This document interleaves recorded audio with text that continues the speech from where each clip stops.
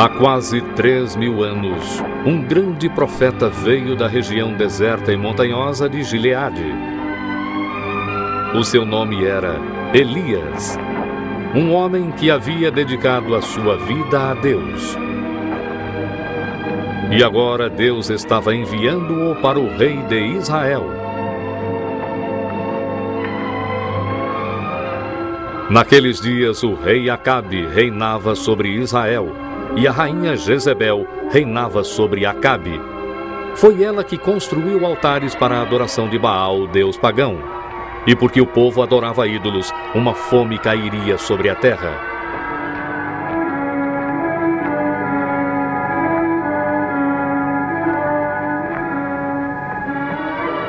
Viva o Senhor Deus de Israel, a quem eu sirvo, que nestes anos nem orvalho nem chuva haverá,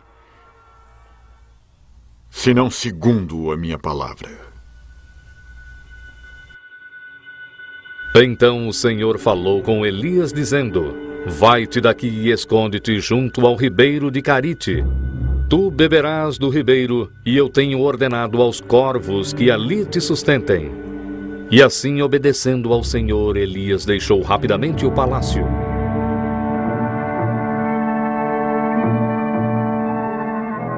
E Elias viveu no deserto e bebeu do ribeiro de Carite, e os corvos lhe traziam pão e carne toda manhã e toda noite. Dessa forma, Deus lhe dava comida. Mas depois de algum tempo, o ribeiro secou porque não havia chuva. Então o Senhor falou de novo com Elias, dizendo: Levanta-te, vai a Sarepta e habita ali. Eu ordenei a uma viúva que vive lá que te sustente.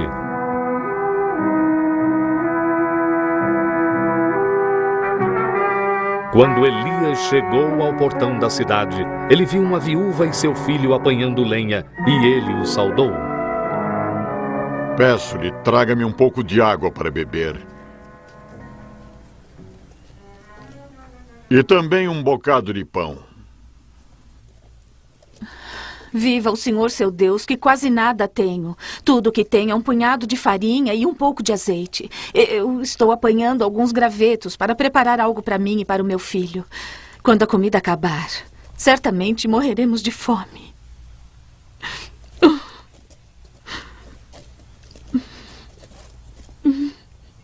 Não tema. Vá e faça o que eu disse. Porém, faça primeiro para mim um pão pequeno. Depois fará para você e para o seu filho. Porque assim diz o Senhor de Israel: a farinha da panela não se acabará, e o azeite da botija não faltará, até o dia em que o Senhor der chuva.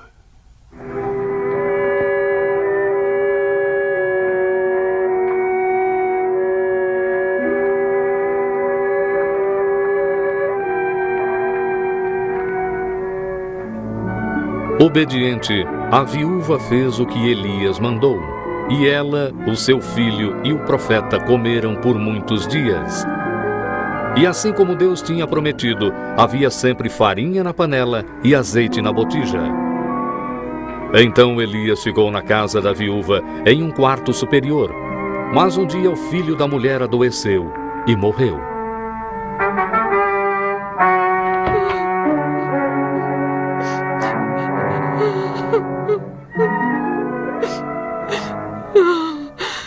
Deixe-me em paz, homem de Deus.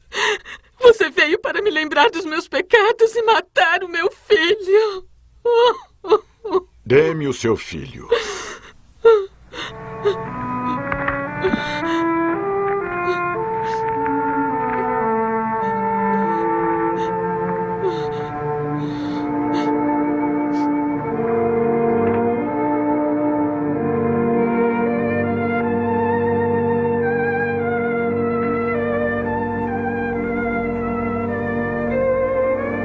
Então Elias levou o menino para o quarto superior onde ele morava e o deitou na sua cama.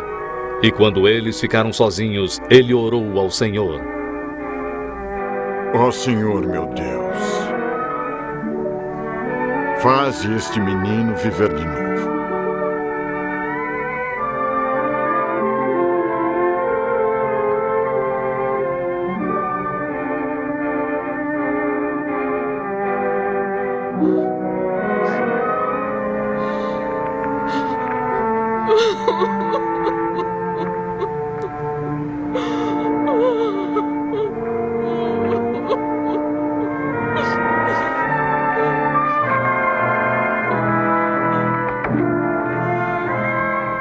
Vê, teu filho vive.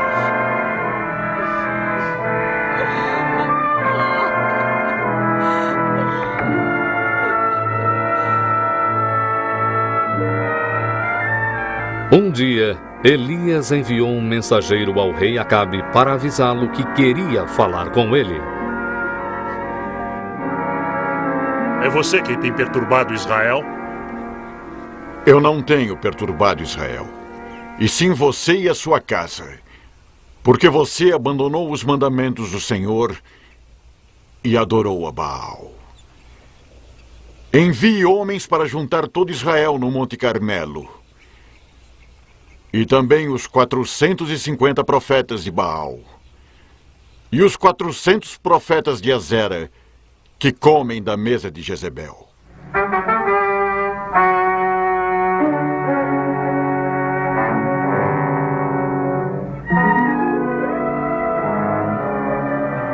Assim todo o povo e os sacerdotes de Baal se reuniram no Monte Carmelo, e eles esperaram para ver o que Elias faria. Até quando se dividirão entre dois pensamentos? Se o Senhor é Deus, sigam-no. E se é Baal, então sigam-no. Deem-nos 2 bezerros, e que os profetas de Baal escolham para si um dos bezerros e o dividam em pedaços e o ponham sobre a lenha. Porém, não lhe metam fogo. Eu prepararei o outro e o porei sobre a lenha, e não lhe meterei fogo. Então invoquem o nome do seu Deus, e eu invocarei o nome do Senhor. E o Deus que responder pelo fogo, esse será Deus.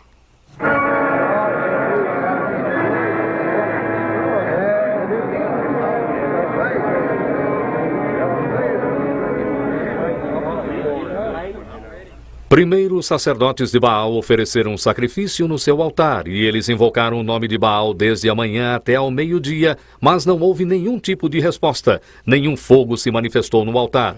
Então Elias começou a zombar deles. Clamem mais alto! Ele é o seu Deus! Pode ser que esteja perdido em pensamentos ou em alguma longa viagem. Ou talvez ele esteja dormindo e tenha que ser despertado. Os sacerdotes de Baal clamaram mais alto e continuaram até tarde, mas ainda assim não houve resposta. Então Elias consertou o altar do Senhor que havia sido destruído. Ele pegou 12 pedras, uma para cada uma das tribos de Israel, e reconstruiu o altar. Ele abriu uma vala em sua volta, arranjou a lenha e dividiu o outro bezerro e o pôs sobre a lenha. Encham cântaros de água e derramem sobre o sacrifício e sobre a lenha.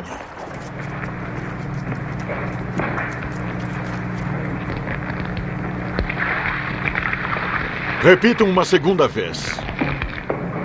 E uma terceira vez.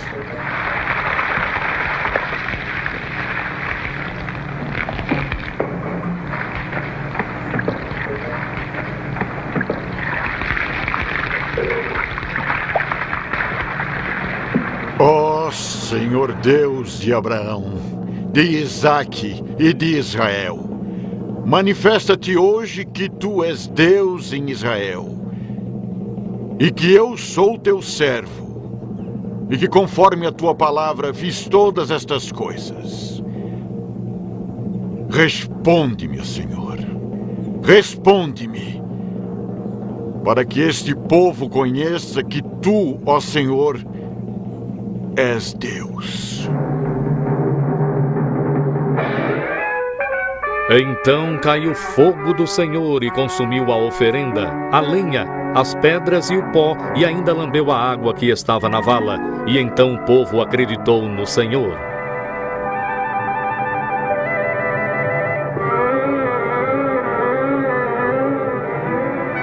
Lancem mão dos profetas de Baal, que nenhum deles escape.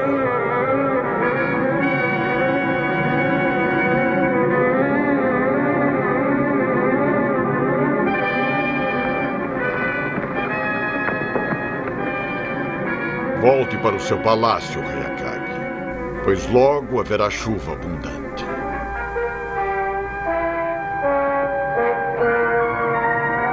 Mas quando Acabe contou a Jezebel tudo o que Elias havia feito e como ele matara todos os profetas de Baal, a rainha gritou enfurecida: Que os deuses me punam se eu não matar Elias amanhã a esta hora!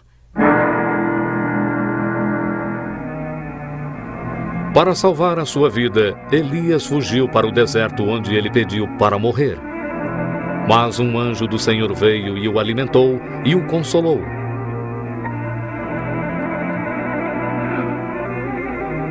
Por fim, Elias chegou ao Monte Sinai, onde Deus havia falado com Moisés centenas de anos antes.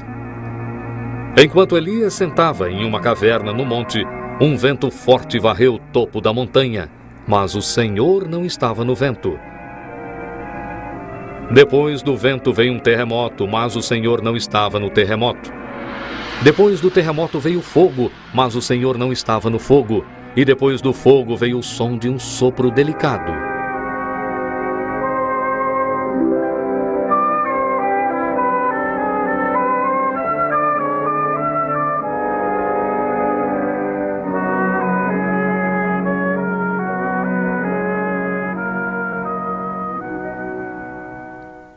Que fazes aqui, Elias? Eu tenho lutado por ti, ó Senhor Deus dos exércitos, porque o povo abandonou o teu concerto. Eles derrubaram os teus altares e mataram os teus profetas.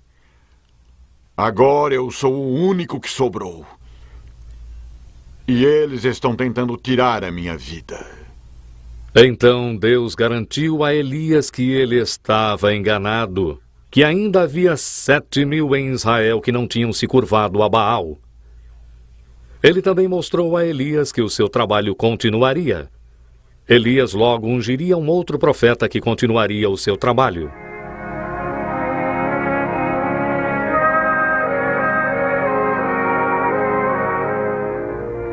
E assim, com fé e coragem renovada, Elias deixou o Monte Sinai para continuar o seu trabalho.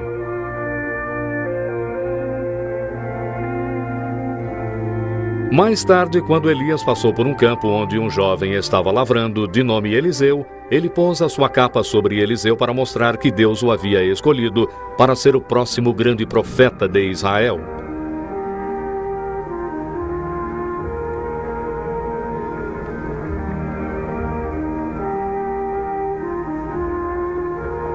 E Eliseu deixou tudo para trás e o seguiu e o serviu. Mas um dia Elias sentiu que era hora de deixar Eliseu.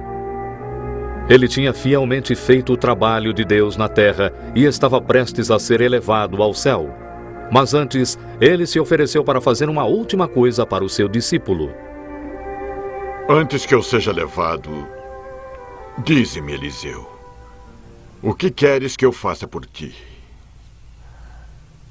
Peço-lhe que haja porção dobrada de seu espírito sobre mim. Pediu-me uma coisa difícil. Mas se me vires quando eu for tomado de ti, terás o que pedistes.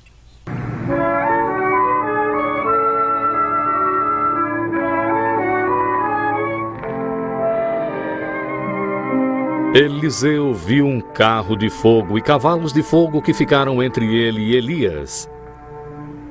E Elias subiu ao céu em um redemoinho. Então Eliseu pegou a capa de Elias que tinha caído no chão e partiu para realizar o trabalho do Senhor, pois ele sabia que desse dia em diante o Espírito do Senhor estaria com ele, assim como havia estado com Elias.